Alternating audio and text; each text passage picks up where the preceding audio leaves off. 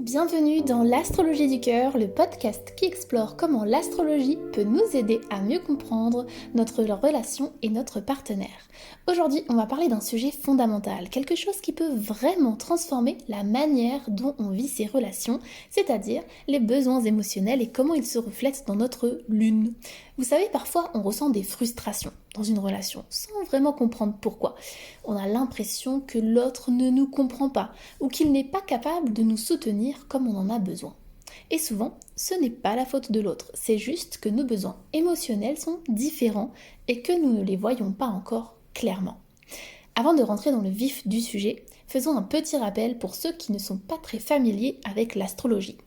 Dans un thème astral, c'est-à-dire dans la carte d'un ciel, d'un moment d'une naissance, la lune représente nos émotions, nos besoins affectifs, ce dont nous avons besoin pour nous sentir en sécurité, aimés et compris. Le soleil, quant à lui, montre notre identité, qui nous sommes dans notre essence, notre façon d'exister dans le monde. C'est le signe astro que nous connaissons en général.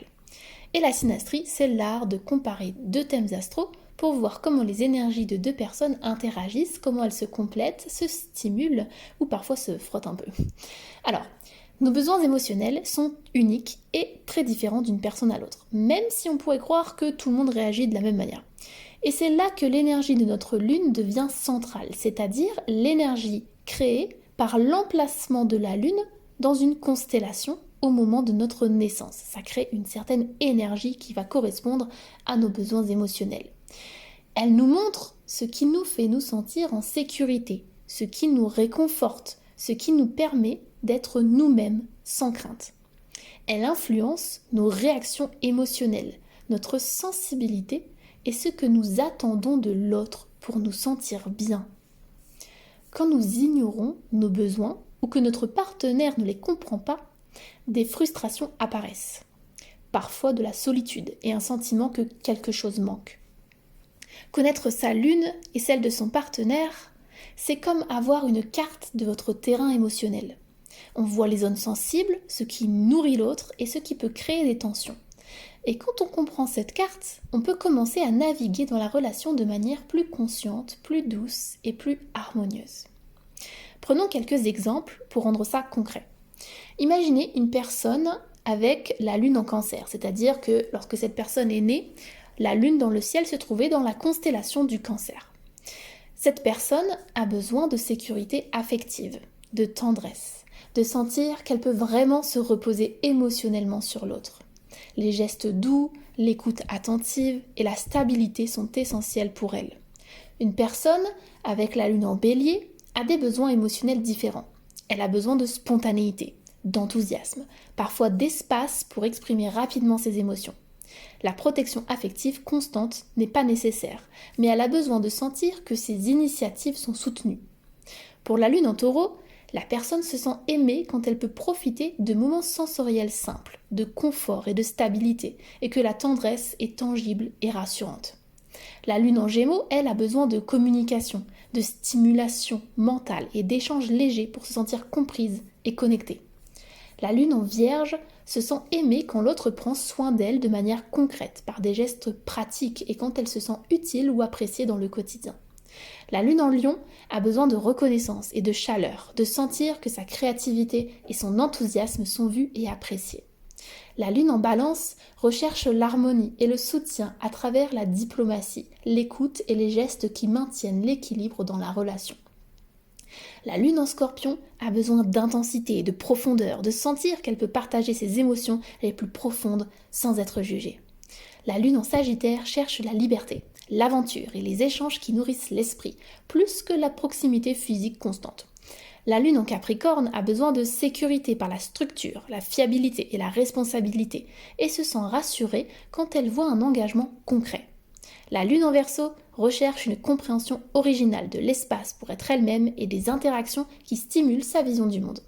Et enfin, la lune en Poisson a besoin de compassion, de douceur et de sentir une connexion émotionnelle profonde, souvent à travers le soutien intuitif ou spirituel de l'autre. Vous voyez, selon l'emplacement de la lune, le même geste peut être reçu très différemment. Offrir un câlin à une lune en bélier ne sera pas nourrissant de la même manière que pour une lune cancer, et chaque lune a sa propre façon unique de se sentir aimée et comprise, puisque c'est le sujet de la lune dans une relation, se sentir aimé et compris. Quand notre lune n'est pas nourrie et que nos besoins émotionnels ne sont pas comblés, cela peut créer un sentiment d'insécurité dans la relation. On peut commencer à douter de l'amour ou de l'engagement de notre partenaire, simplement parce que ce dont nous avons besoin pour nous sentir en sécurité n'est pas présent.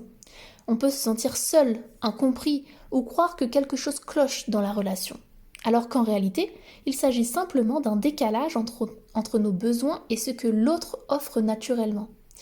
Ces moments peuvent être inconfortables, mais ils sont aussi des occasions de mieux se connaître, de clarifier ce dont nous avons réellement besoin et de communiquer plus clairement avec notre partenaire.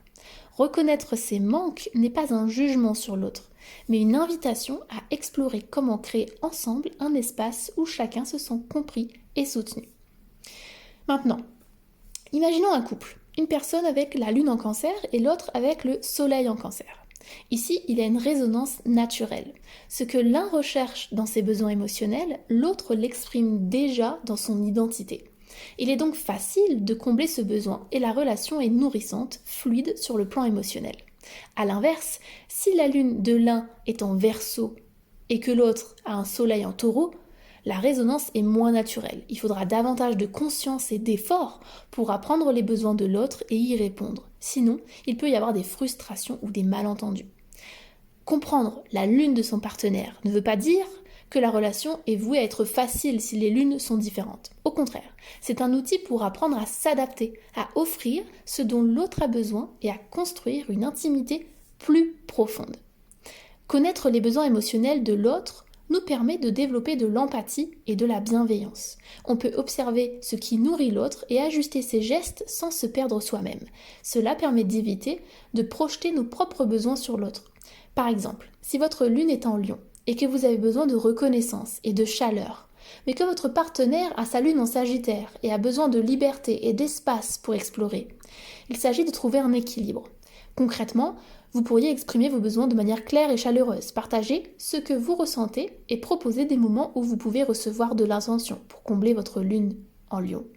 Et en même temps, votre partenaire, avec sa lune en Sagittaire, peut trouver des manières de satisfaire son besoin de liberté tout en créant des moments de connexion, par exemple en choisissant des activités où il se sent indépendant, mais où il peut aussi interagir avec vous, ou en planifiant des instants précis pour montrer sa présence et son soutien. Quand chacun agit ainsi, en respectant ses besoins tout en accueillant ceux de l'autre, cela aide également à gérer les conflits de manière plus douce et consciente. Quand un malentendu survient, au lieu de juger l'autre, on peut se dire que l'autre agit selon ses besoins émotionnels, différents des nôtres, mais tout aussi légitimes. Comprendre les lunes respectives, c'est comme avoir la clé pour nourrir la relation de manière consciente et harmonieuse.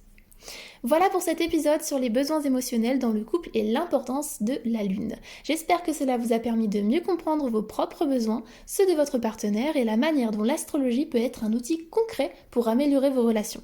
Si vous avez aimé cet épisode, abonnez-vous à l'Astrologie du cœur pour recevoir d'autres podcasts sur la synastrie, les relations et la compréhension profonde de votre partenaire. Et si vous voulez aller plus loin, vous pouvez découvrir votre propre lune en générant votre thème astral pour identifier dans quel signe elle se trouve et mieux comprendre vos besoins émotionnels.